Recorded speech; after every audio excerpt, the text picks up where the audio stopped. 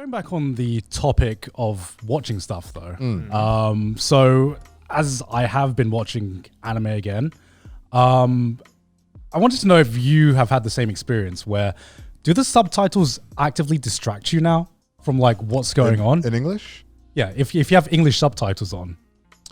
Sometimes I can turn off the part of my brain that's trying to listen to the Japanese. Yeah. I can just ignore that. Because But, this was the first time I started watching anime for my video. And of course I turned on subtitles because I had to understand what was going on. Yeah. Because I've been watching anime as for like a long period of time without subtitles. And it was so weird turning it back on because it like actively, I actually dislike it now. It actively distracts me from what's going on So you're on not screen. watching any anime with subtitles now? I'm trying not to. You have become next level weeb. I'm like trying to watch as much anime without subtitles on as I can because like what I've realized is that it actively hurts your language learning process if you have English subtitles on, or at least here's the way I see it. To an extent, yeah. Here's the way I see it, right? Because say you have like a Japanese sentence or you hear a Japanese sentence and you want the English translation of that. If the translator for the subtitle is doing their job, they would have translated what they're saying into natural English so that it sounds natural. Yes. Whereas when I'm trying to learn Japanese and I'm trying to process the Japanese in my head, what I read in the subtitles and what's being said are the same thing, but it's different.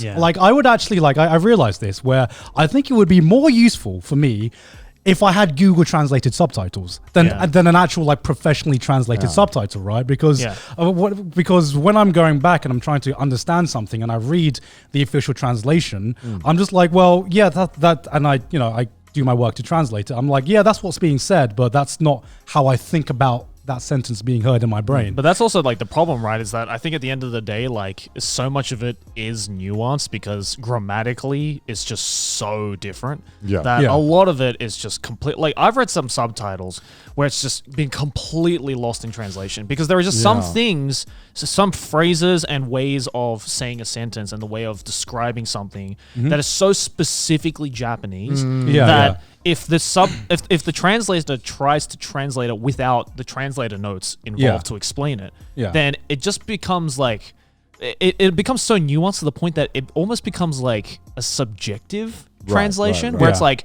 I personally think this is what they're trying to say, but it's not 100% the same. And I feel that if people try and use that as a way to learn grammar, then they're going to get one nuanced way of learning it, which is not exactly accurate. Yeah, when I was watching the American films, obviously in Japan, they have the Japanese subtitles, and it's really interesting seeing how they translate certain things. It is, isn't I'm it? like, oh, that'll be like a really heavy amount of slang, and I'll just translate it into something extremely simple and mundane that doesn't really convey the situation. Well, I don't think it does, but but obviously it works the other way around as well. But like I watch actually, it's quite helpful watching Japanese TV because they have subtitles in Japanese on the screen every goddamn 2 seconds, rip editors. But they have the subtitles on screen. And I find it way easier to watch Japanese stuff with Japanese subtitles. Because I know a fair amount of kanji, like basic stuff. So I can normally it really helps me solidify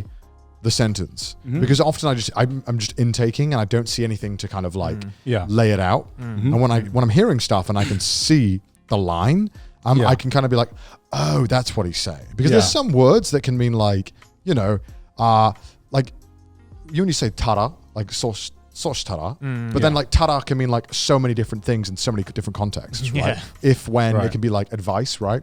It could be like a recommendation of like, oh, you should do this, right? So it's really confusing because sometimes if you stop paying attention for 1 second and then you hear something like tara, and then you're like you're panicking to figure out what way they're using this word that could mean so many things.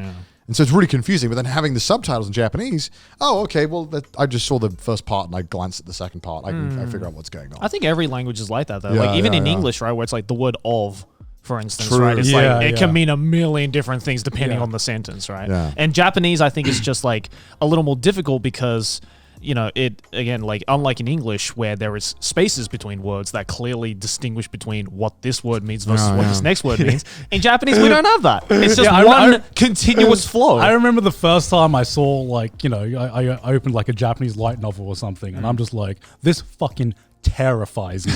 It's just they're like commas. It's just one continuous line of text. I'm just like, what? The only thing that stops it is a comma or a period. Yeah, I know, right? And then everything else is just non-stop words. Like, I've never thought I could get terrified by like just letters before until I opened like a Japanese novel. I'm just like, this is just one line. This is just where's the separation? Come on, guys, come on. I feel like this is a very small nitpick. You know how, because obviously in Japanese, right, the subject comes first. Yeah. So more often than not, when they're like explaining like plot twists in anime, it's so hard to like hype it up because the subject comes first.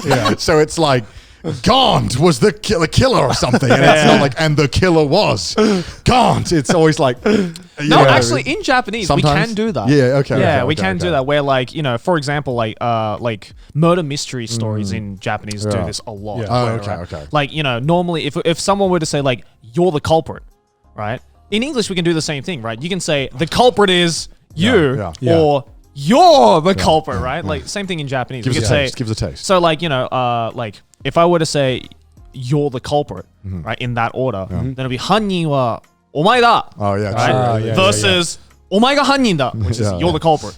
Which one sounds more natural though? Because like they're both natural. Okay, because what I noticed about English is that, you know, you're sus in Japanese. sorry.